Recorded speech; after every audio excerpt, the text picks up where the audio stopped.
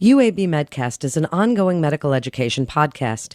The UAB Division of Continuing Education designates that each episode of this enduring material is worth a maximum of 0.25 AMA PRA Category 1 credit. To collect credit, please visit uabmedicine.org/medcast and complete the episode's post-test. Welcome to UAB Medcast, a continuing education podcast for medical professionals, bringing knowledge to your world. Here's Melanie Cole. Mindfulness practices have been shown to result in multiple benefits, including stress reduction and increased well-being. Welcome to UAB Medcast. I'm Melanie Cole, and today we're discussing promoting well-being by practicing mindfulness in everyday life. Joining me is Dr. Michael Wiederman. He's the Director of Leadership and Professional Development in Family and Community Medicine at UAB Medicine. Dr. Wiederman, it's a pleasure to have you join us again today. We're all feeling a lot of stress right now, and many of us feel it from time to time. How do we know if the stress that we are feeling is taking a toll on our psychological or our physiological self?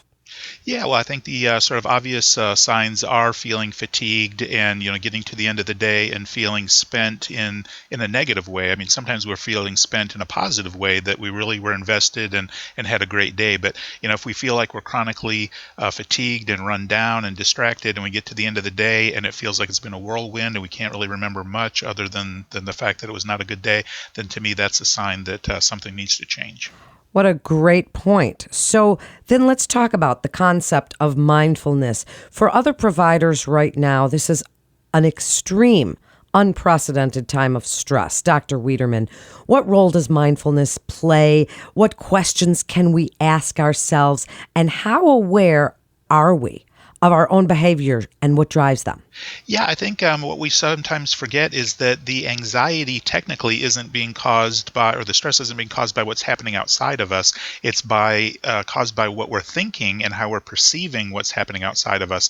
And so, when I'm feeling overwhelmed, it's technically because how I'm interpreting and trying to deal with the things that are happening. And so I think why mindfulness really works or helps reduce stress is because it keeps us focused on one thing at a time rather than our minds sort of swirling and thinking about all the things that we need to be doing or the things that could go wrong.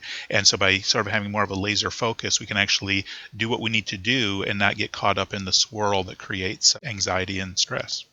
So that is great to say, and maybe not as easy to do. So before you give us some tips on how to do that, what's the difference between mindfulness and meditation, which we've heard about for so many years? I think about mindfulness as the end result or the product of meditation.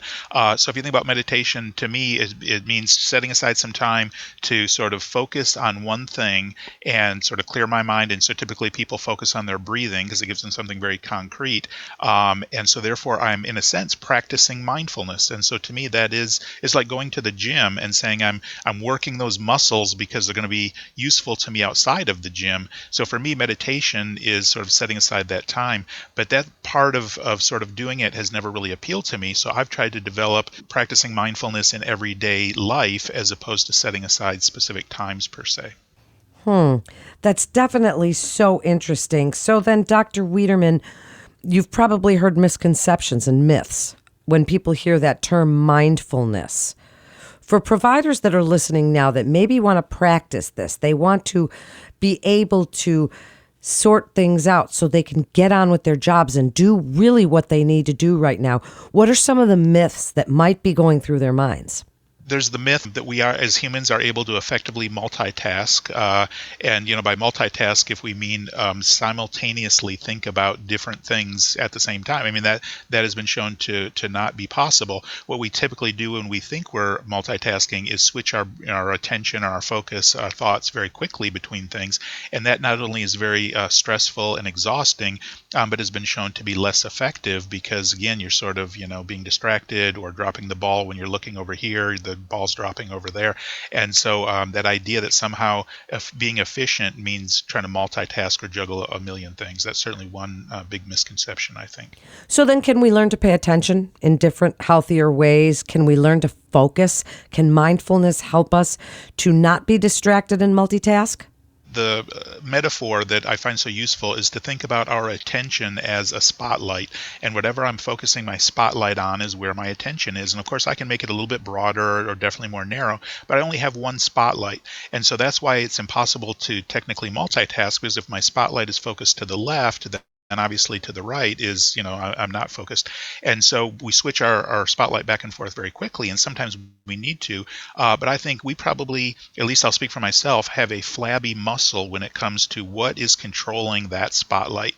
And so I think mindfulness practice for me is anything that increases the strength of that muscle, so that when I do want to focus, just naturally, it's going to come easier because that muscle has been strengthened. I don't need to think about it anymore. And so that's why I think the analogy of meditation practice being like going to the gym is so apt, because again, it's just setting aside time to be very conscious of practicing and building that muscle, so that when I do need to focus on my activities, it's easier because that muscle is stronger.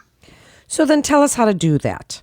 How can we practice mindfulness? How can we, when we wake up in the morning, starting from the morning till we go to bed at night, what are some things that we can do that can help us to stop, take a breath, look around, focus on what we're doing?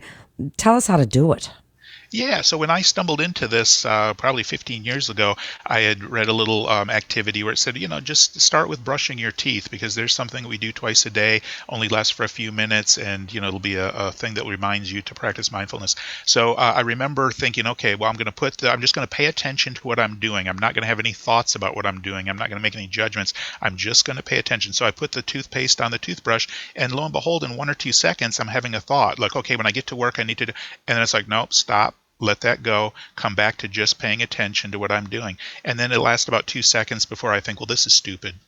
Well, that's a thought, right? And that's a judgment. So I found it was like, wow, so shocking to me that I couldn't even go a couple of seconds of just paying attention to what I'm doing without having some intruding thought or extraneous thought. So every time I would bring my attention back to simply say, let it go, focus on just paying attention to what I'm doing, then that is like doing a repetition of a bicep curl or a leg press, right? We're building that muscle. And so over time, you're just simply getting better and better at bringing that spotlight back to what you want to focus it on. And then you start to notice that period between distractions, if you will, or thoughts or judgments starts to be extended. And so now it's easier for me after 15 years to sort of pay attention to what I'm doing, because again, I've just been practicing that, building that muscle. That's so interesting, Dr. Wiederman. And usually we wait to feel better before we do things when we're not feeling great or we're not being able to pay attention. We kind of say, oh, well, when I'm feeling better, I'll do this. What can motivate us to do it right now? Can the relationship between what we're feeling, our behaviors, can they go back and forth? How can we put them into the center and say, okay, this is what I need to take charge of right now because this is what I'm involved in?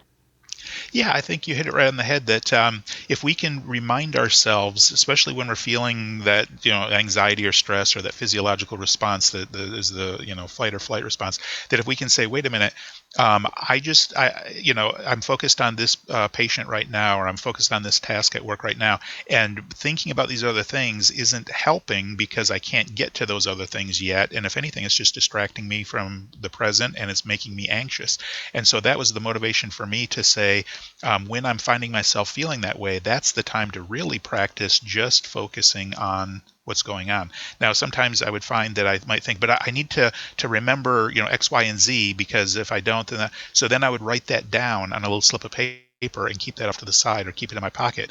And I would remind myself, that's not going to go anywhere. I don't need to think about it right now. I can't get to it anyway. So for me, that's sort of the anchor to bring it back, is when I'm feeling stressed, then it's probably because I'm trying to swirl, many different things in my head at once. And that's, again, not helpful and also not productive.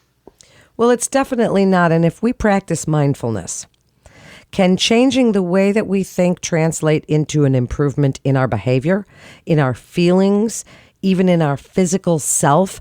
Can this help us to really change the way that we respond to stress on a daily basis? Absolutely. So there's lots of good research, particularly around meditation, because that is something that people can sort of document that you practiced. If we randomly assign you to a meditation group, but again, I think just practicing in daily life.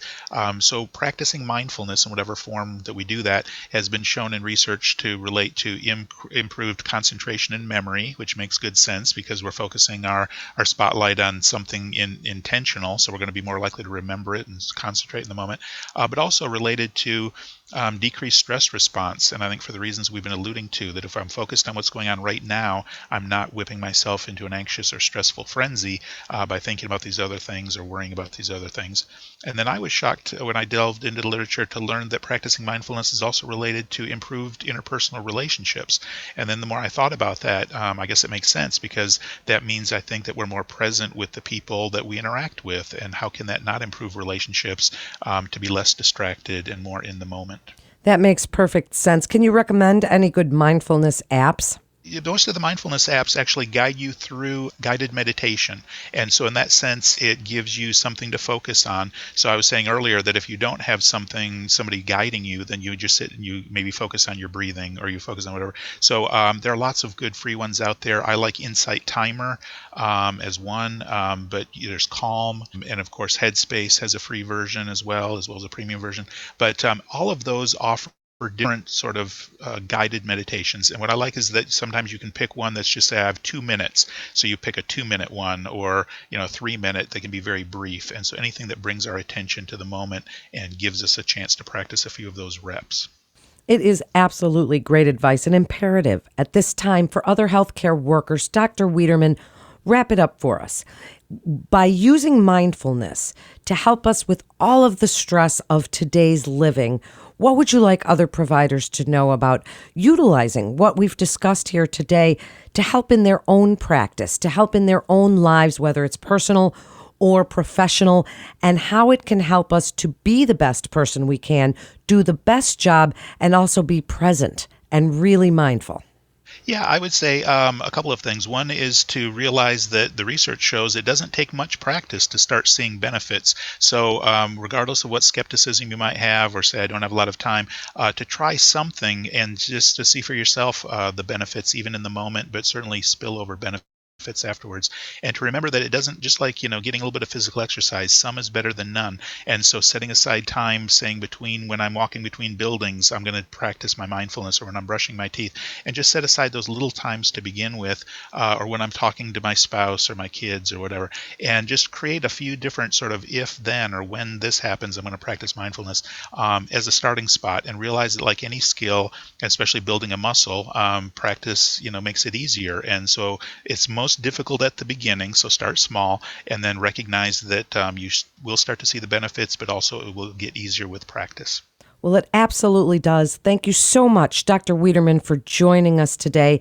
A community physician can refer a patient to UAB Medicine by calling the MIST line at 1-800-UAB-MIST. That concludes this episode of UAB Medcast. To refer your patients or for more information on resources available at UAB Medicine, please visit our website at uabmedicine.org/physician. Please also remember to subscribe, rate, and review this podcast and all the other UAB Medicine podcasts. I'm Melanie Cole.